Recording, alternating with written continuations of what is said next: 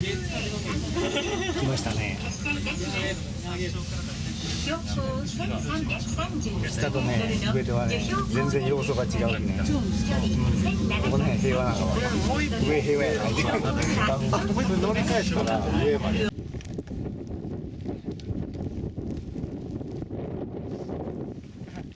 手袋履いたままですのでなかなか難しいで。操作ができんもん。でも頑張る。電源オフにしとったら寒い中でもそんな感じに落ちませんよね。電源オフしとったらわからない。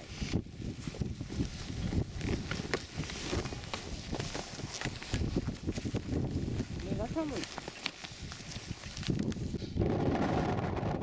真っ白けで何も分かりません。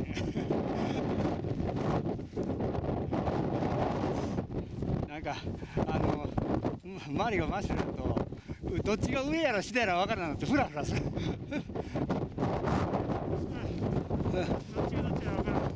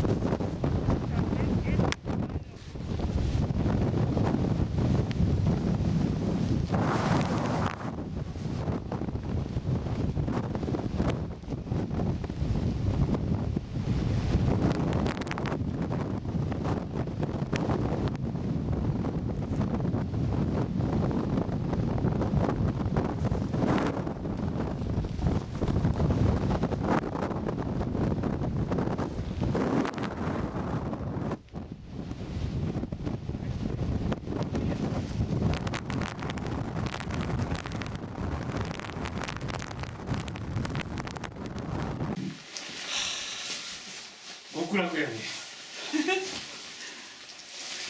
もう極楽へ行ってしもたんやね。そのまま階段が行ってたら極楽に行ってしまうから。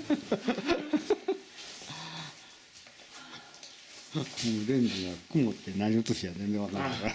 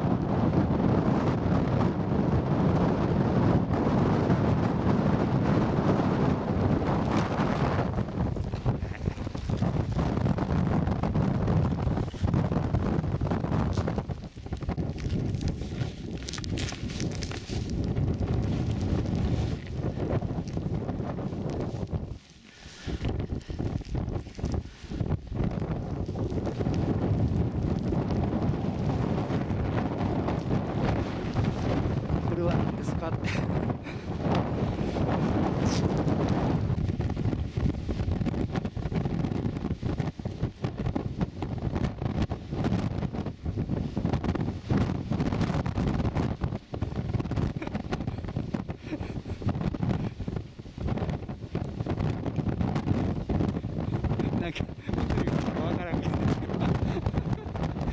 撮れようかどうかわからん。